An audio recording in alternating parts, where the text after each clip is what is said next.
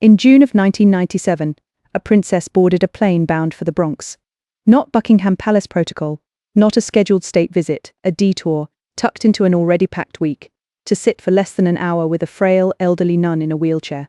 Neither woman knew it would be the last conversation they would ever have. Before Diana left that small convent room, Mother Teresa pressed something into her hands, a simple wooden rosary. 61 days later, that same rosary was lowered into the ground, resting between Diana's fingers as the world watched her funeral in stunned silence. This is the story of what drew these two women together, and the words spoken in that final meeting that Diana reportedly carried with her until the very end. On paper, there was almost nothing connecting them. One had grown up inside palaces wrapped in silk and camera flashes, recognized on sight by nearly every person on the planet. The other had spent 6 decades choosing poverty on purpose, sleeping on a bare cot, owning perhaps 3 saris to her name, working in the poorest, most forgotten corners of Calcutta. If you'd shown their photographs to a stranger and asked what these two women had in common, the honest answer would have been nothing, at least not on the surface. But look closer, and a strange kind of kinship starts to appear. Both of them had spent decades being watched by millions of eyes and truly known by almost no one. Both had learned to perform a public version of themselves while carrying something entirely different underneath. That particular loneliness, the specific ache of being endlessly visible and rarely understood, doesn't come up often in casual conversation. It's not something you'd necessarily explain to a friend over dinner, but it's something you'd recognize instantly in another person who'd lived it too. And that, more than anything else, is what first pulled Diana toward Calcutta. She hadn't stumbled into this by accident. For years, Diana had followed Mother Teresa's work from a distance, quietly admiring a woman who walked directly into the places most of the world preferred to look away from: leprosy wards, hospices for the dying streets where nobody else wanted to stop. Something about that pull toward the forgotten resonated with something inside Diana that she couldn't yet name. By early 1992, her marriage inside the royal family was unraveling in ways the public hadn't fully grasped yet, and Diana, only 30 years old, had spent a full decade playing a role that increasingly felt like it belonged to someone else. So she booked a trip to Calcutta, telling almost no one what she was actually hoping to find there. When she landed, she discovered Mother Teresa wasn't even in the country. She'd fallen seriously ill and was recovering in Rome. Instead of turning back, Diana stayed. The sisters gave her an unfiltered look at the work itself. She sat beside dying patients, prayed alongside the nuns, spent hours in wards that most visiting dignitaries would have toured for photographs, and quickly left. Nobody choreographed the visit for cameras. By the time she returned home, according to her former butler Paul Burrell, Diana described the trip as something close to a spiritual awakening, an experience that had cracked open a part of her she hadn't known was sealed shut. A few weeks later, still holding on to whatever that Calcutta trip had stirred in her, Diana flew again, this time to Rome, where Mother Teresa was recovering. The Missionaries of Charity convent, there was nothing close to grand. It sat in an ordinary working-class neighborhood, a plain building with plain rooms, stripped down to only what was necessary. Diana arrived that afternoon in a pale, understated suit. Mother Teresa herself came to greet her at the entrance. For a moment, the two of them simply stood there, studying each other. The photographers outside captured an image that, at first glance, told you everything about their differences. One woman tall, polished, unmistakably a princess, the other tiny, stooped by age, wrapped in a worn white and blue sari. But if you looked past the obvious contrast, something else came through in those photographs too, the sheer attention each woman was giving the other. Neither of them was performing. Neither was glancing toward the cameras. They were only looking at each other.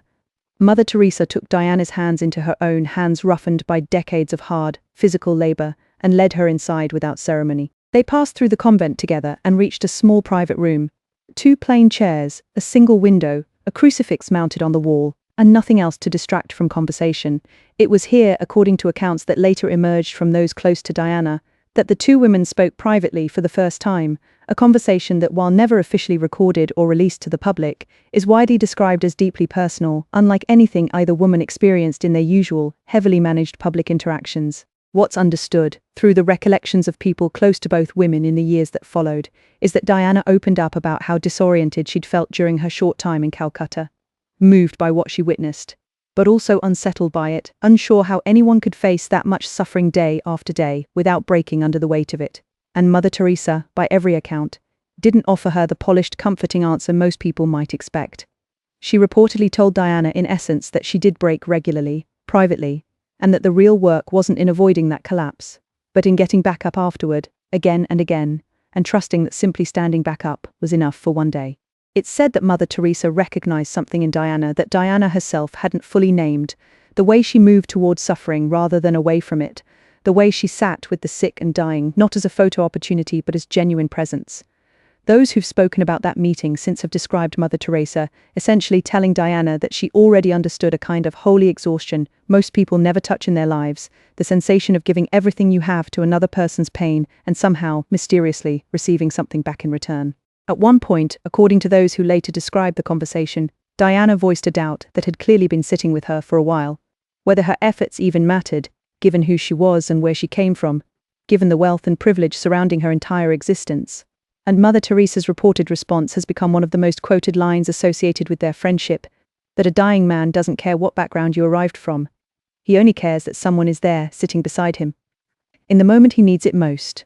Before Diana left that afternoon, the two of them prayed together in the small chapel, shoes removed at the door, a formality of the missionaries of charity that Diana followed without hesitation, her polished heels set quietly beside Mother Teresa's worn sandals.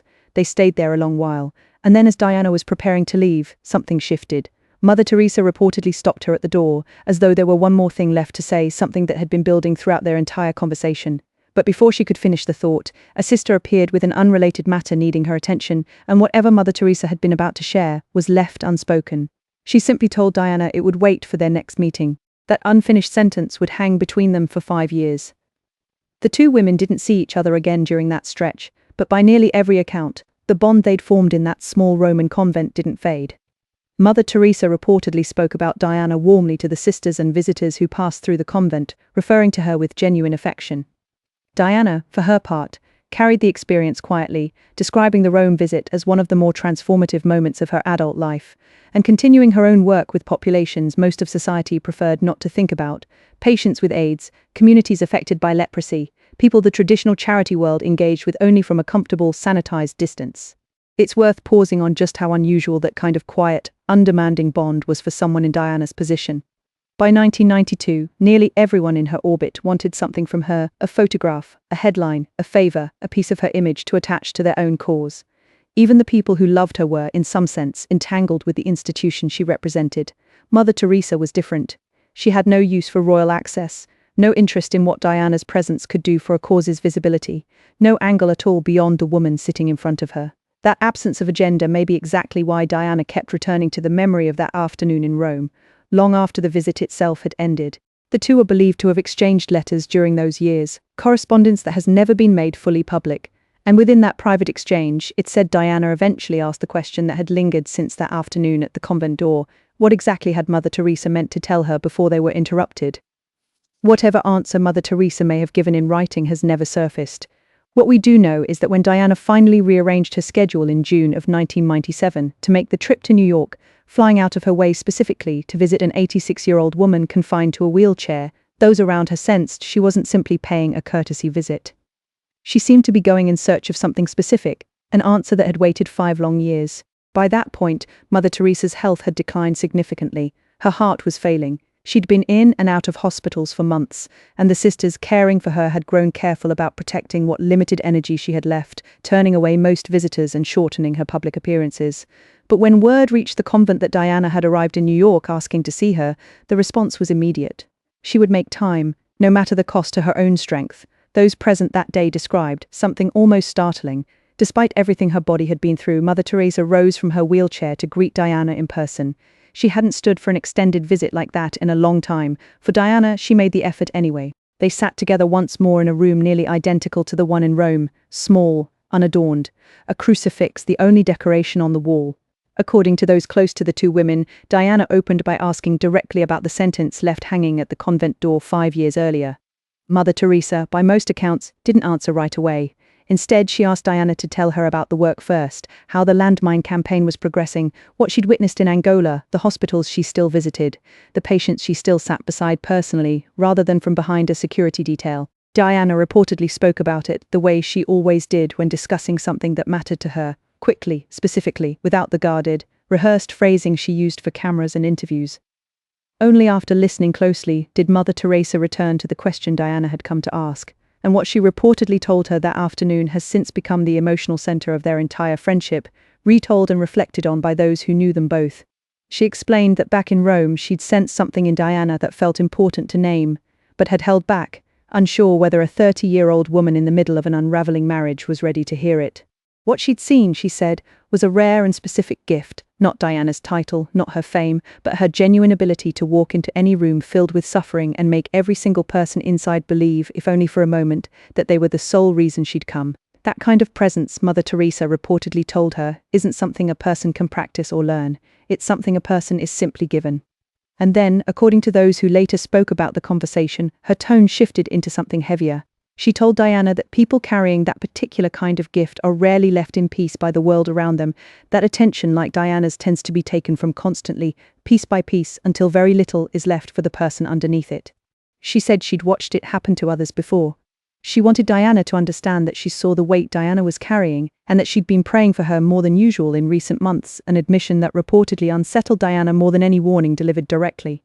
When Diana asked, understandably shaken, whether Mother Teresa believed something was going to happen to her, the response wasn't a direct yes or no.